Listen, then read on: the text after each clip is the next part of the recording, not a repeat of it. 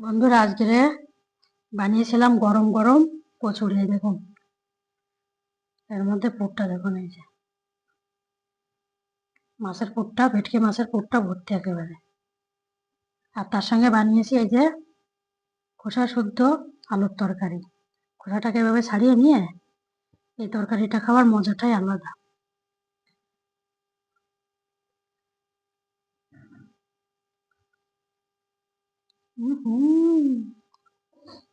Super tasty, super super, দারুণ হয়েছে, দারুণ।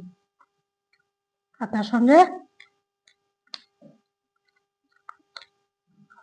একটু স্যালাড নিয়ে নিতে হবে।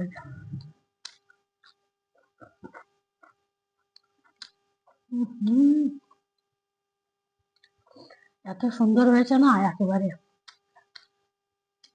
একেবারে। এইভাবে বানিয়ে আপনারা খাবেন আর আমাকে কমেন্ট করে জানাবেন যে কেমন লাগলো। আর এই ভিডিওতে লিঙ্কটি ওখানে অ্যাটাচ করে দিয়েছি, ওখানে যে দেখে নেবেন যে আমি কিভাবে এই ভেটকি মাছের কচুরিটা বানিয়েছি। এভাবে বানিয়ে খাবেন আপনারা।